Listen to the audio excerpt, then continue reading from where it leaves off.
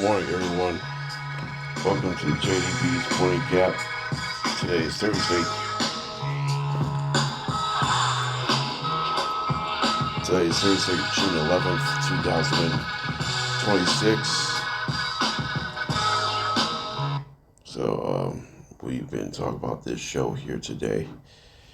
We got a handful of stuff to get to. Um,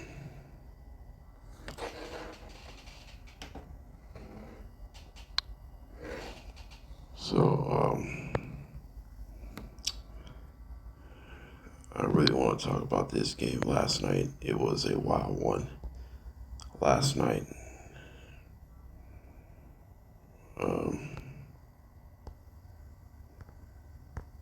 It was a wild game 4 game last night between the Spurs and the Knicks.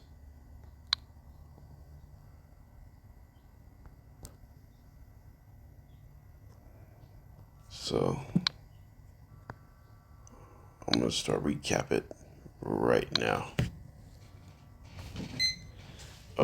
Last night, game 4, it was the Spurs and Knicks. Spurs were up as many as 29 points. But Spurs were up by halftime 76-49. They were up by 27 at halftime. But the Knicks came all the way back in the fourth quarter. But let's tell us what happened in the final moments of the game.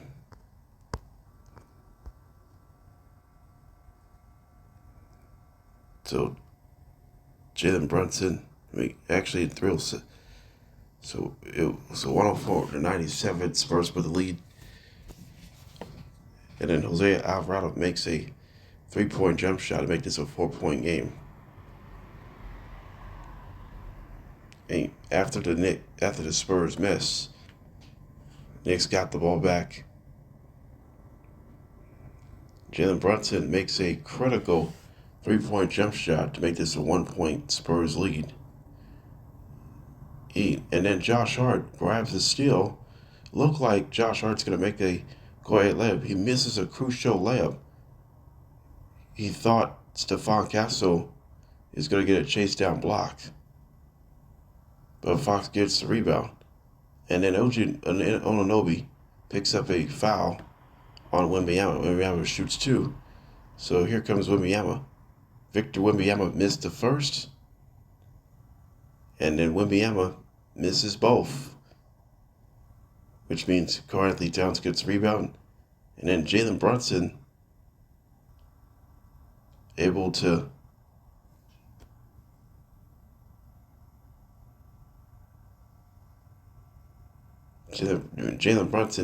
make a go-ahead floating jump shot and make it 105-104.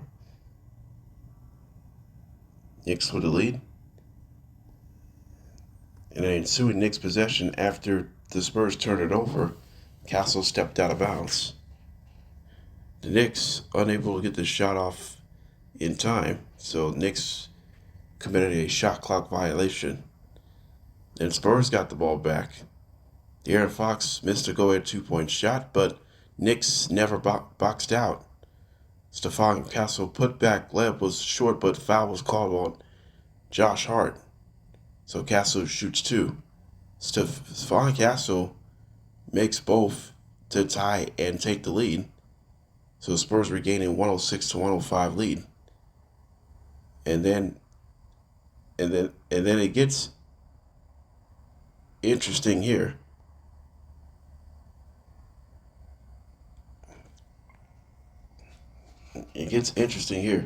Jalen Brunson misses a bank shot, jump shot, to put that would have put the Knicks back ahead, and then De'Aaron Fox grabs a very long rebound, and then try to lay up the 2 to make this a 3-point game. But the shot was blocked by OG Anunoby. Alvarado with a crucial defensive rebound, and then De'Aaron Fox picks up the foul on Alvarado. The Spurs had a foul to give. So Knicks used the timeout, and then this happened.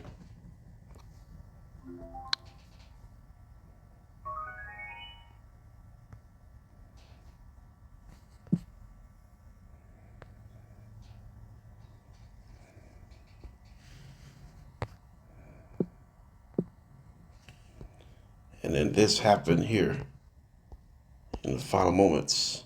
Let's watch the final moments here. Go flat for Jalen Brunson. Allow him to operate at the top. 101. Brunson gets it. Fires up a three. Shot no good. The tip. It's gone. It's gone. It's gone. So Jalen Brunson put up a three, try to put the Knicks back ahead, but it was short. But Anunoby's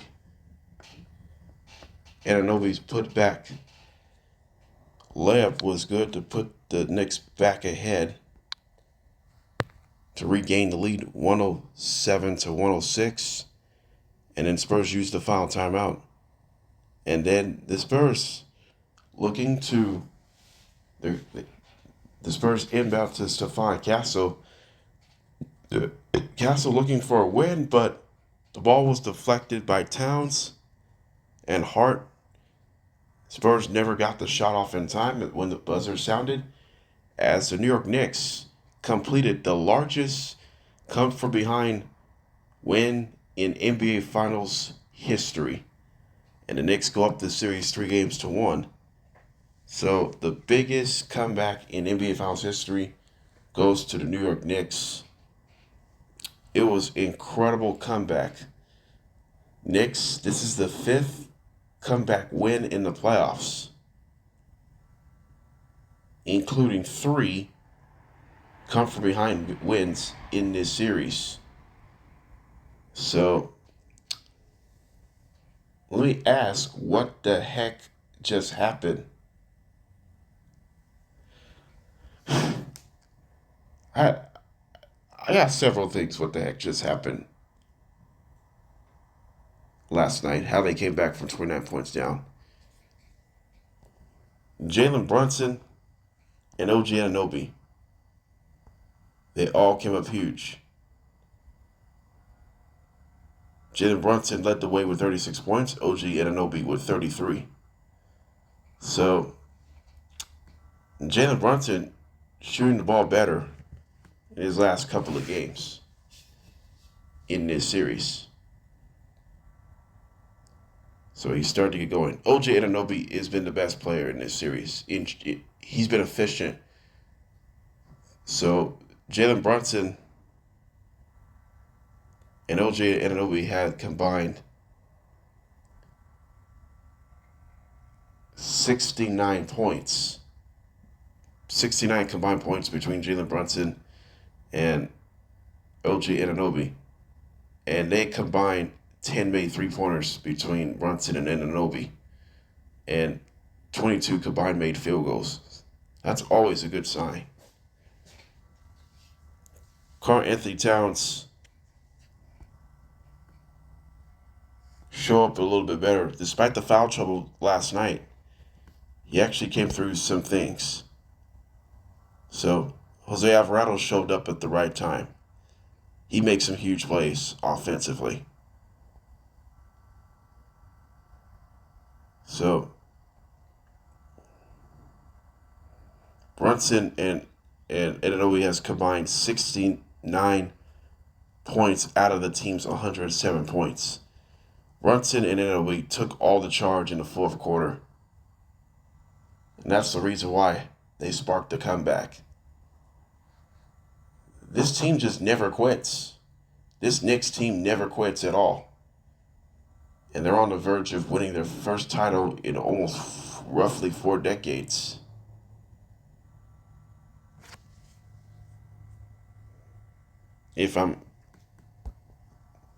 Okay, so when was the last time the Knicks won a championship?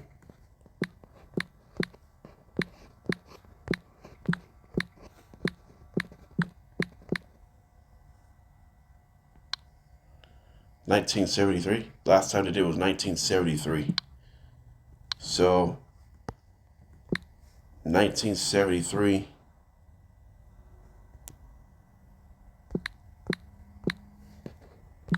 minus 2026.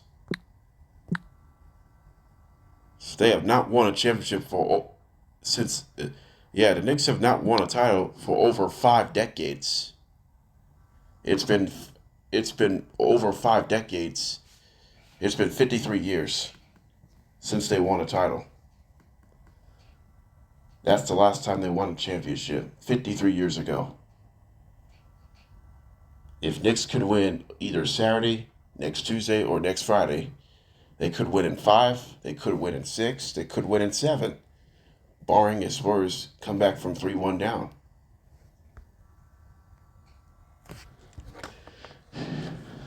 By the way, the Knicks are 3-0 in clinching games in this playoffs. And the Spurs are 2-0 in elimination games in this postseason. Both happened last round. So, this is exactly the way it turned out because of this.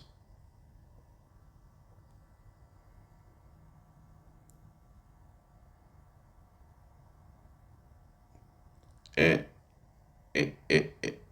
we you want to look at right now is you got knocked out yourself.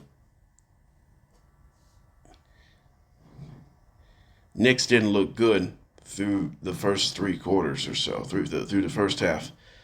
They scored 40. The Knicks scored 49 first half points. Something wasn't right in the first half. Looked like they're going to get blown out at home. Instead, the Knicks decided to show up and show out in the second half. The defense was the big story. Meanwhile, for the San Antonio Spurs, a really disaster second half.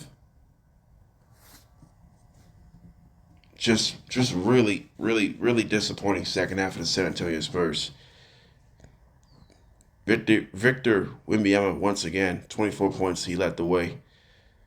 Devin Vassell had a huge game, 18 points, 5 made 3-pointers. He was great for that game. Dylan Harper had 21 points, 3 for 6 from downtown, 8 for 12 for the field. De'Aaron Fox struggles again. Despite he made 4 threes out of 9, he still made huge plays for the Spurs. But Spurs scored 76 first half points.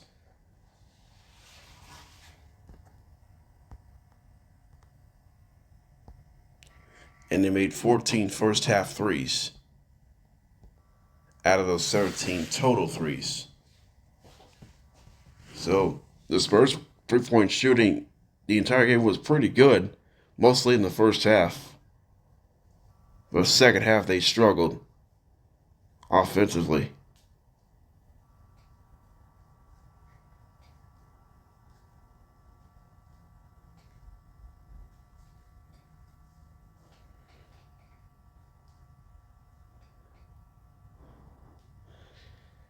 So,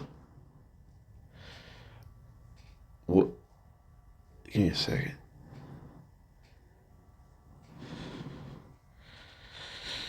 What happened? Like I said, what happened to the San Antonio Spurs last night? They blew it. They blew it last night. They blew a big ass 29-point lead. In fact, they blew 3 leads in this series. Spurs have 3 losses in this series with leading at least 12 points. Spurs had a 14-point lead in game 1, squandered, ended up losing by 10. Spurs had a 12-point lead in game 2, squandered, lost by 1. And then Spurs blew a 29-point lead, lost by 1 last night, squandered. Look at this. Look at the second half stats for the Spurs last night. Look at this. Spurs only scored 30 points. They shot 21% from the field. They went 3 for 17 from downtown, which is 17%. 9 turnovers. And the Spurs getting outscored by the Knicks by 18, 58-30, including the Knicks 32-16 fourth quarter advantage in favor of the Knicks over the Spurs. And the Knicks were trailed by 29 in the final moments of the first half, but they were trailed by 27 at halftime. Oh, by the way,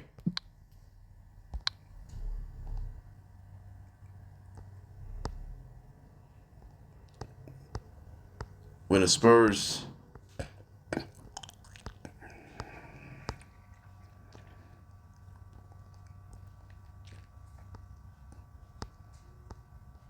so it was 95-75 in the 9:33 mark.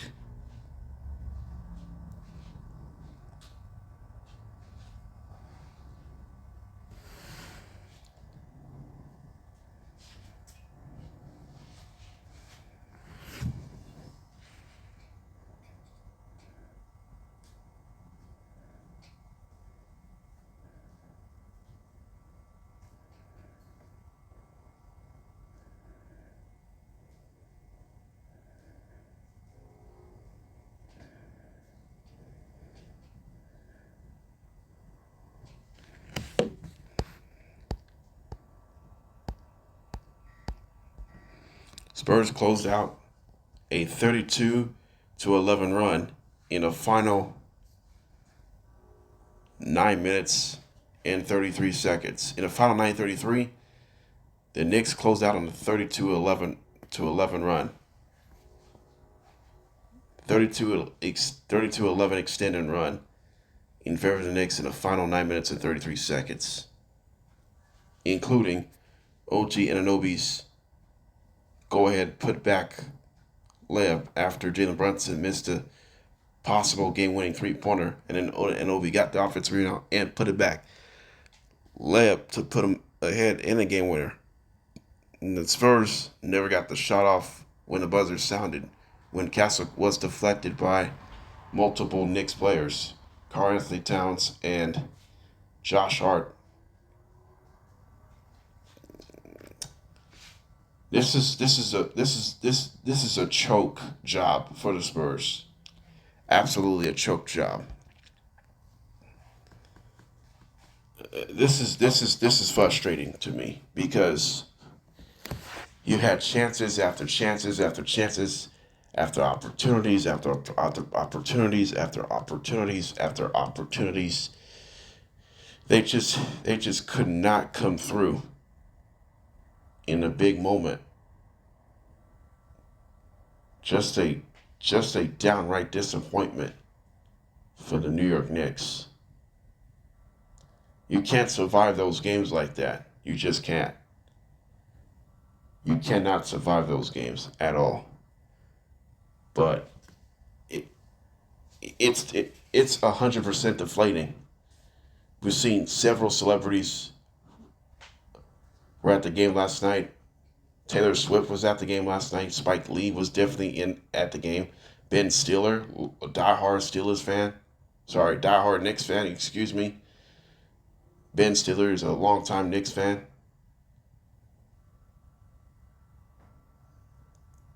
Timothy Chamlet. Fat Joe.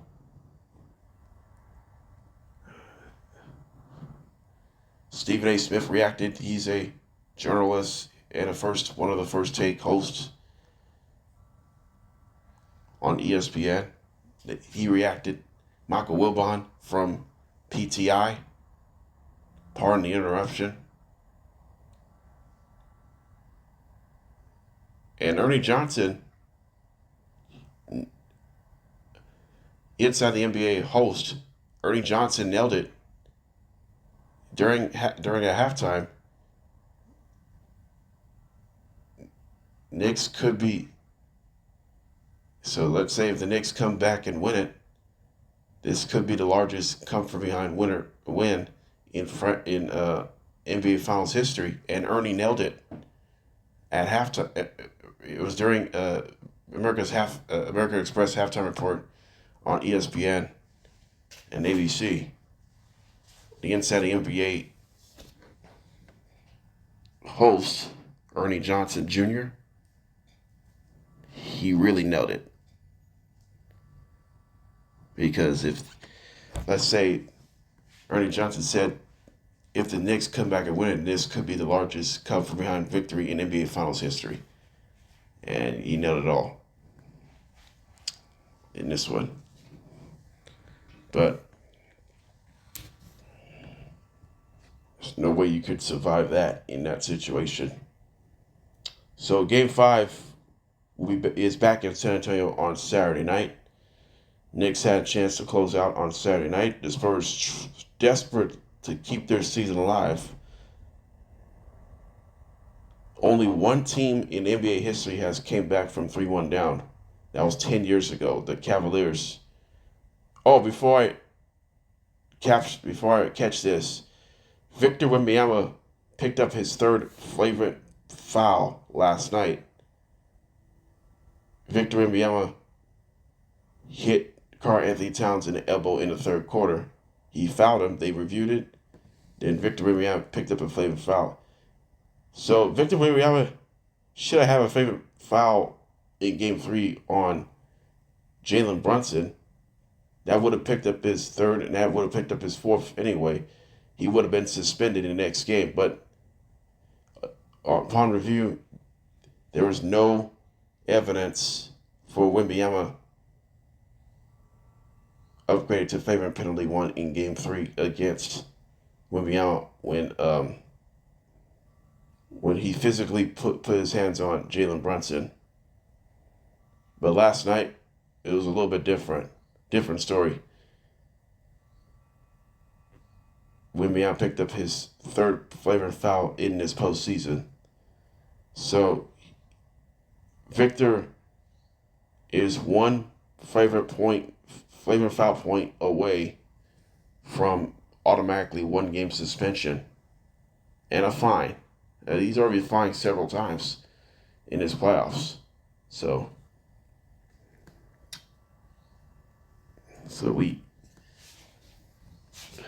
we'll get to that in this one here. Anyway. All right. Well, what a way we kick off this show. When we come back, we'll talk Patrick Mahomes. Did Patrick Mahomes just get paid again? We'll talk about that. We'll talk the 49ers 2026 outlook and their schedule as well. And let's see what record they're going to go.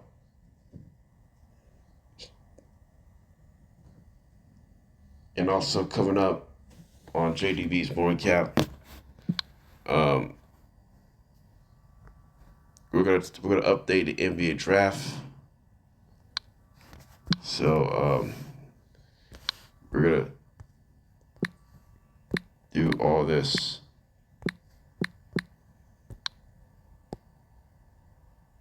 Yeah. Before we go to break here, this is a shocking news that I've been seeing it past few days.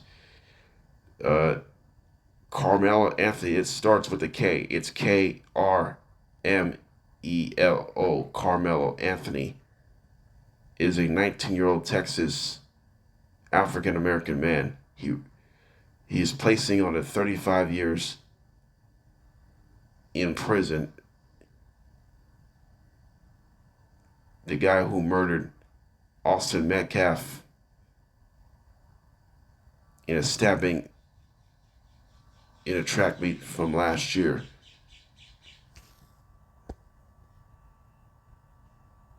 And it was a sparkling, intense debate over race and self-defense.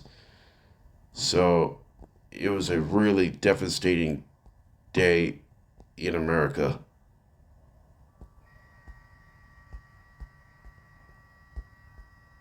So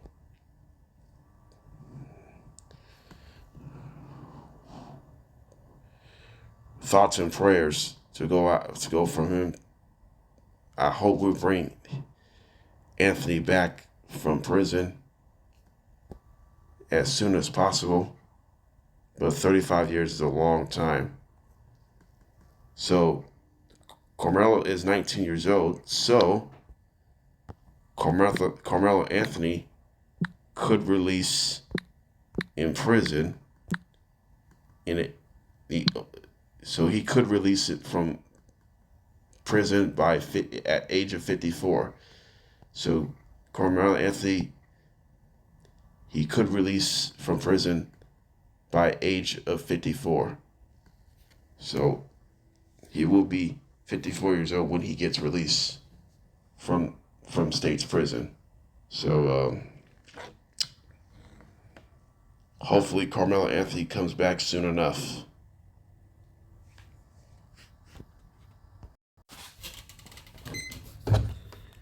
Welcome back to JDB's Morning Cap. We just have breaking news in the NFL. Patrick Mahomes has signed an extension, which means he gets 2 more years. So his contract will be expired after 2033 season, which means he reworks $500 million. So now he makes the most contract earnings in NFL history with $504.75 million, which is pretty darn right impressive. Here, so Chiefs come off missing the playoffs, and Mahomes come off torn his ACL last year. He's looked to get back in his form in 2026-27 season. Patrick Mahomes, last year's stats, he finished 3,587 yards, 22 touchdowns, 11 picks, QB rating with 89.6.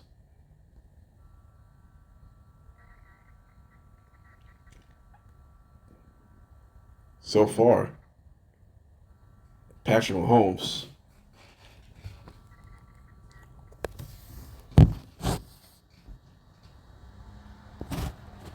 has won 3 Super Bowls, 3 Super Bowl MVPs, 2-time league MVP.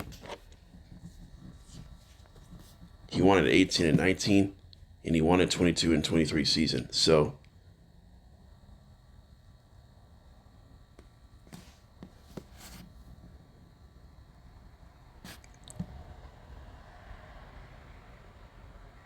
we've seen everything to go with it.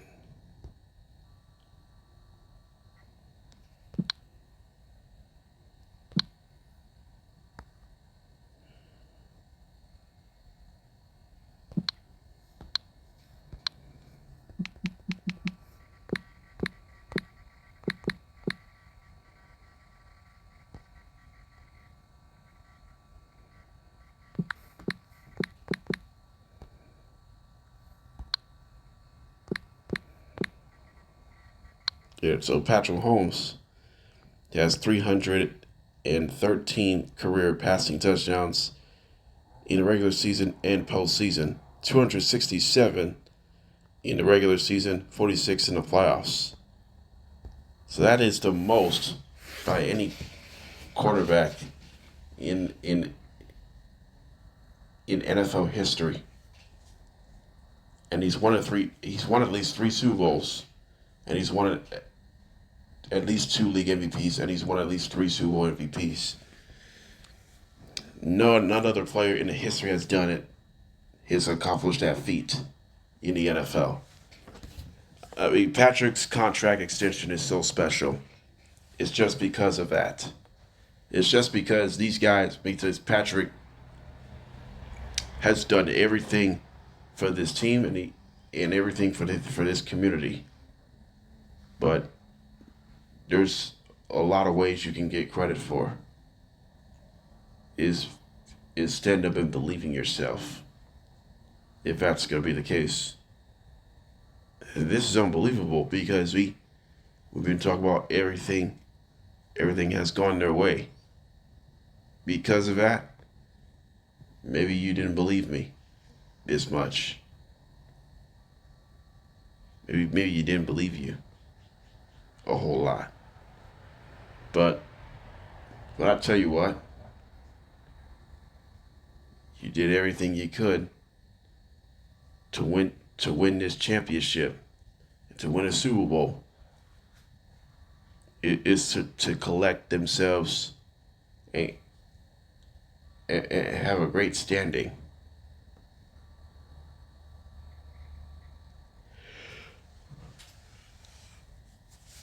For Patrick, they need some clarity from themselves. But right now, Patrick Mahomes, he's been battled way too much. He's been battled Lamar Jackson. He's battled Josh Allen a lot. He's been battled Joe Burrow. I mean, to me, he's been battling a little bit against Tom Brady.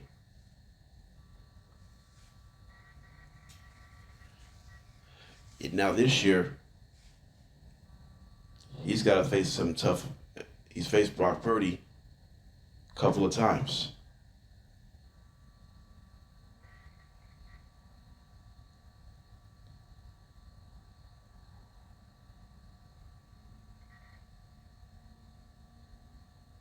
And we talk about the situation.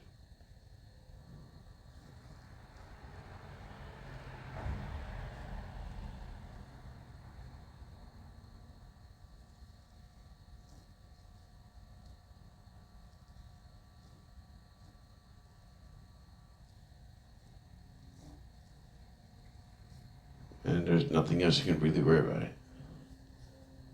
It's about Patrick Mahomes.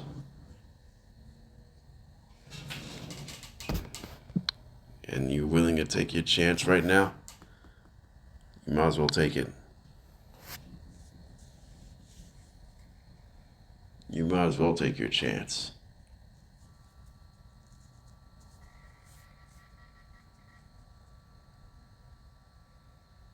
If they need it. All right, so when we come back, we'll talk the 49ers outlook. It's coming up, and then we'll talk NBA draft. Who do you think who's going to be? The Wizards are on the clock for the number one pick of this NBA draft. And we will step away in about 3 minutes. We'll be right back.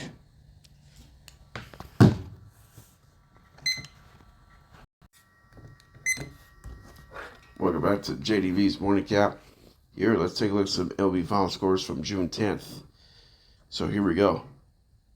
Let's start with the early one. Yankees sweeps the Guardians 8-4 in Cleveland. Meanwhile, the Rays swept the Red Sox in Tampa Bay 7-5. Giants pull off the biggest comeback of the season. They came back from 9-1 down. Giants scored 5 runs in the inning twice. In the 8th inning and the 9th inning, including Bryce Eldridge game-winning grand slam. So, to make it 11-10, that's how the Giants came back from 9-1 down. And the Giants, their second walk-off win of the season. Padres beat the Reds 5-4 on Fernando Tatis walk-off home run. Tatis picked up his second home run of the season, his first at home. Orioles beat the Mariners in Baltimore 7-2. Meanwhile, Marlins shuts out the D-backs 8-0. Twins comes back and defeat the wait a second.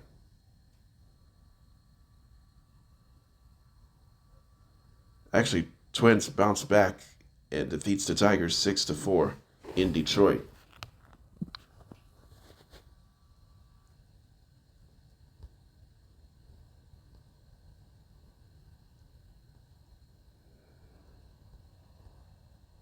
the Pirates came back and defeated the Dodgers 9-8, including a 5-run eighth inning.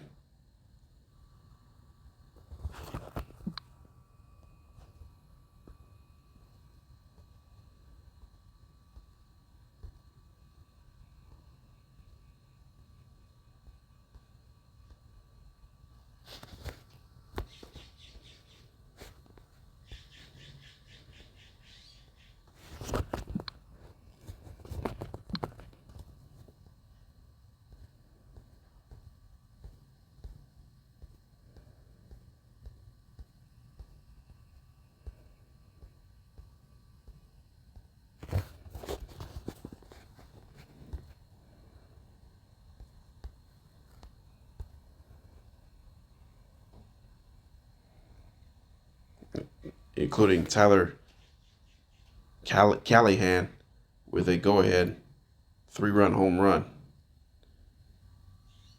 to make it 7-6, and then Spencer Hardwitz with a 2-run shot to make it 9-6 before Ohtani hit a 2-run shot to make this a 1-run game. But the Pirates beat the Dodgers 9-8 to even up this series.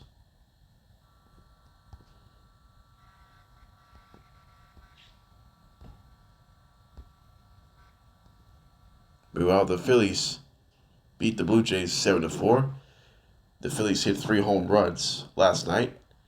Bryce Harper, Alec Bohm, and Kyle Schwarber all hit it out for the Phillies against Max Scherzer last night. And the Phillies took 2 out of 3 from the Blue Jays. Cardinals beat the Mets again, this time 9-2 in New York. Cardinals looking for a sweep here today in New York City. Rangers beat the Royals in 10 innings, 6-4. Seth Lugo was hit in the head by Brendan Nimmo. Eventually he will have to leave the game with the injury. White Sox beat the Braves 2-1 in Chicago. And the White Sox takes the first 2 games against the Braves in this series. And the White Sox improved to 35-31. Oh, by the way, the White Sox are officially first place in the American League Central by half a game. What a story for the Chicago White Sox. And the wrong side Chicago continues. The Rockies beat the Cubs 3-2. The Cubs get walked off by the Rockies. And the Rockies have taken the first 2 games of this 3-game series against the struggling Chicago Cubs. Meanwhile, the Athletics, with a come-from-behind win, they were down 3-0 after 5 innings. The A's used 3 home runs last night, including 3 in the last couple of innings. Alika Williams picked up his first career home run for the A's in the 6th inning. And then Carlos Cortez hits a home run solo shot in the 7th inning to make this a 1-run game. And then Lawrence Butler with a go-ahead 2-run shot decided in the 7th inning, decided the game. And the A's bullpen, after Perkins went 4 innings as a starter, the A's bullpen with 5 shutout innings. It started off with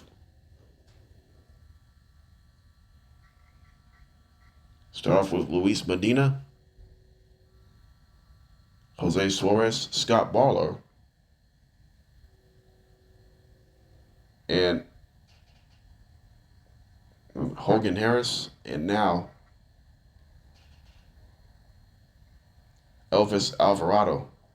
Scott Barlow was the winning pitcher of the A's. Chad Patrick took the loss in relief.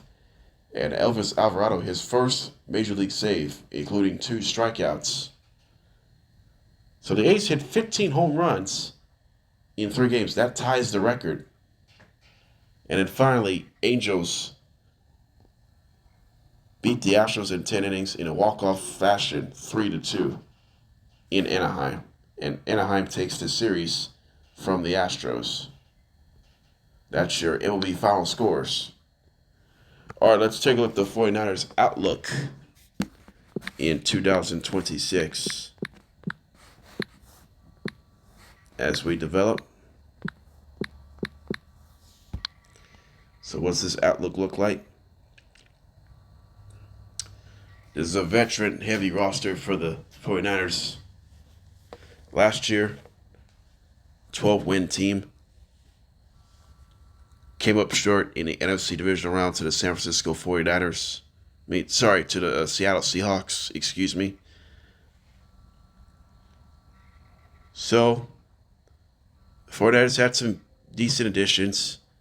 They add Christian Kirk, and they add Mike Evans, signed a huge 3-year contract. And they kept their offensive line, Trent Williams, and then Christian McCaffrey, the workhorse running back. So their offenses still have great potential, but defense, the biggest worrisome is injuries. But bringing Nick Bosa, Fred Warner, and Dre Greenlaw back is going to be significant. And George Kittle, he's trying to come back. I don't know if he's going to start the season on time. But how much I like their chances of the 49ers this season. Actually, I like their chances. The expectations are actually high. They said 10.5 wins, according to Vegas. So projected. Should I pick? I'm going to pick slightly the over 10.5 wins. They're probably going to win 11 games of their schedule. So, I think they're still great. I think they're still great to get past it. And because of that, it is all the same situation like this.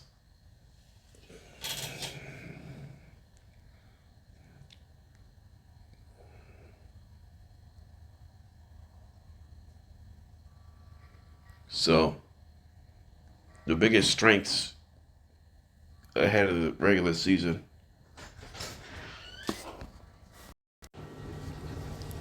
So the biggest strengths for the 49ers ahead of the regular season, I think it's the offensive durability. It's the durability of the 49ers offense. Like skill positions and the quarterback of Brock Purdy. We'll talk about last year. Purdy hasn't played a lot of games because of his injury. Mac Jones has been action most of the time. But now, with Brock Purdy getting an opportunity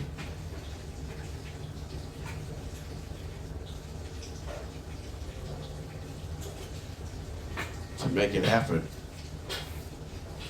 but it's already specialized. When it's already specialized, you just didn't get this one here to make it happen. But it's always a different story every day. It's always gonna happen on my watch. You might be okay with that,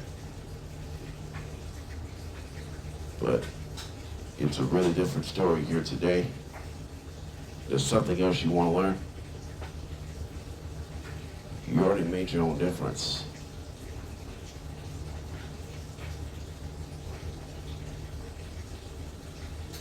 That's the only way you can do, is take your own ownership, if that's going to be the case. But now, the only thing I'm really concerned about is the weaknesses, is the health of the defense, defensive health. That's the only thing I'm concerned about, is their health on defense. Can the defense actually compete for this division? If that's going to be the case. Bosa, Warner, Greenlaw. But the secondary is going to be important for the 49ers to get to that point.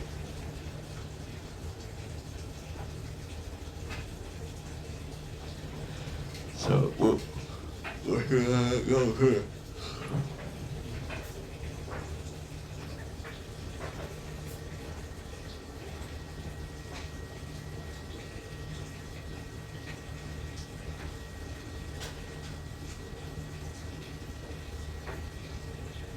So,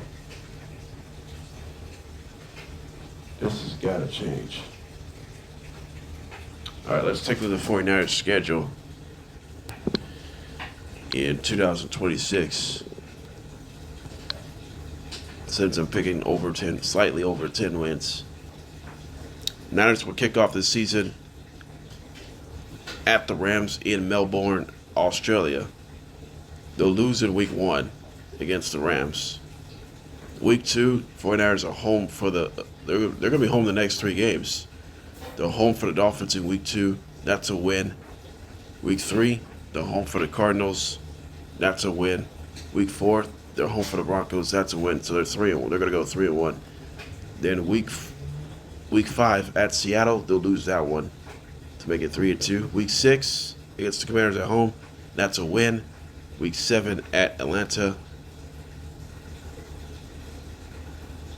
That's a loss. They'll be 4-3. They'll have a bye week in week 8, and then week 9 against the Raiders at home. That's a win, 5-3. Week 10 at Dallas. They'll lose that one, 5-4. Week 11 against San Francisco, against the Minnesota Vikings. That's to win in Mexico City, 6-4. And then week 12 against Seattle at home. They'll lose that one, make it 6-5. And then week 13 at New York Giants, they'll win that one to make it 7-5. Week 14, they're home for the Rams. They'll lose that one.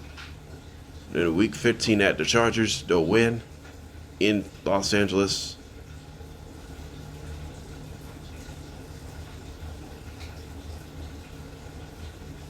Take that back. 49ers are going to beat the Rams in week 14.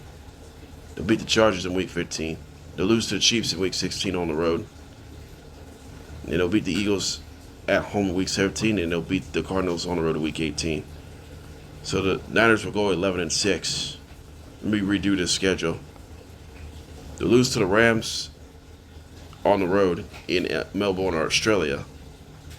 And then they'll win the next 3 games at home they'll beat the Dolphins in week 2, Cardinals in week 3, and Broncos week 4. They'll lose to Seattle on the road in week 5 before they beat the Commanders in San Francisco in week 6 to make it 4-2. They'll lose to the Falcons in week 7, make it 4-3. They'll have a bye in week 8. Week 9, they'll beat the Raiders at home in San Francisco to make it 5-3. Lose to Dallas in week 10 on the road, make it 5-4. They'll beat the Vikings in Mexico City. 49ers will be home against them to make it 6-4. And then they lose to Seattle, make it 6-5. And they'll beat the Giants to make it 7-5 in New York. They'll beat the Rams 8-5. They'll beat the Rams at home, make it 8-5. They'll beat the Chargers on the road to make it 9-5. They'll lose to the Chiefs to make it 9-6. They'll beat the Eagles at home to make it 10-6, and they'll beat the Cardinals on the road to make it 11-6. So Niners will go 11-6 on the season, and they will make the playoffs as a wild card team once again. So, like I said, this is going to be interesting. They could make the playoffs in these situations like that. You could have to go through this one here. All right, come next on JDB's Market, we'll talk NBA draft.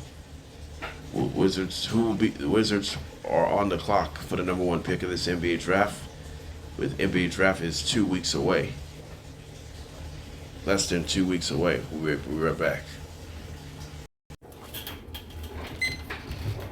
Welcome back to JDB's Morning Cap. All right, so we get to the final moments of this show.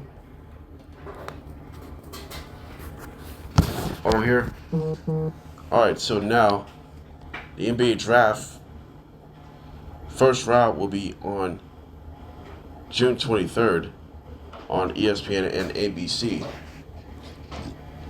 That's when the NBA draft starts. The first round is on June 23rd, and then second round will be June 24th on ESPN.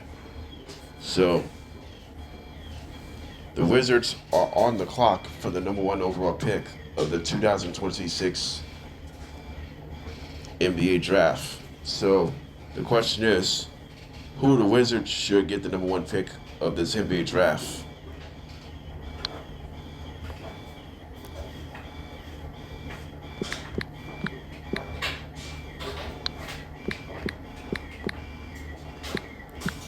And so if it's like candidates, right now it's DJ Dybansta, Darren Peterson, and Cameron Boozer are candidates. Who do you think who's considered the better, who has a better chance to get the number 1 pick in this NBA draft representing the Washington Wizards? I gotta go with DJ Dybansta, favoring the number 1 pick over Boozer and Peterson. Dybansta is the guy. He is the Victor Wembanyama type size. I mean, he scores a lot. He plays really good. I think his defense will be better in the NBA, but he's a great offensive player. But sometimes his defense has been up and down at times, but he could be better defender as soon as he could.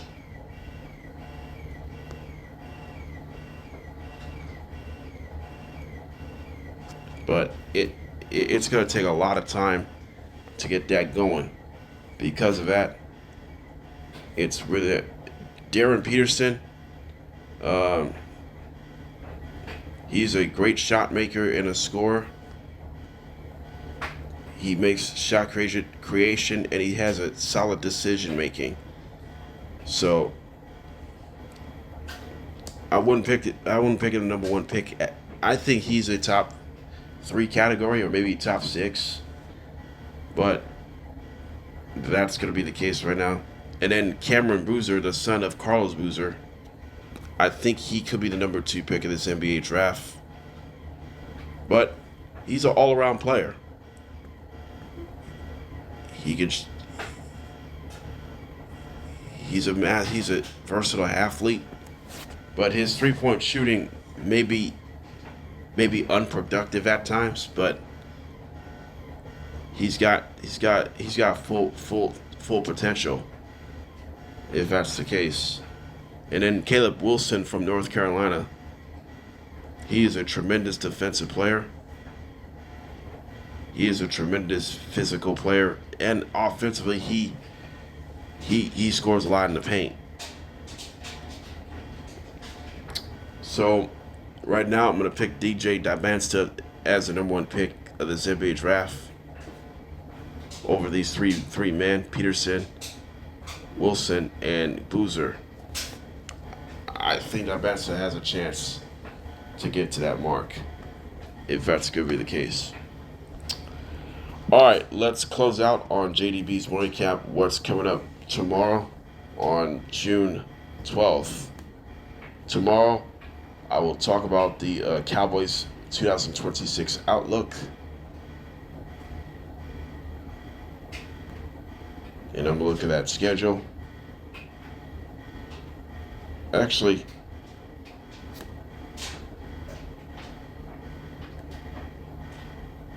already looked at schedule. I'm going to just talk about the Cowboys outlook look like, and also I'm going to talk about is my home run derby predictions participants.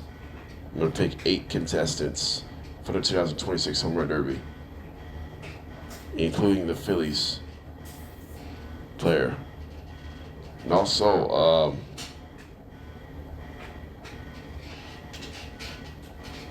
I'm also going to talk about who's been the biggest blame in the Spurs in this finals so far through the first 4 games of this series. Spurs are down 3-1.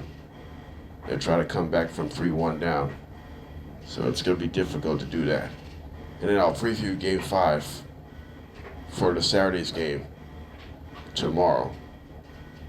Because Game 5 is on Saturday back in San Antonio. And this is JDB's Morning Cap. We will catch you tomorrow. Have a good day.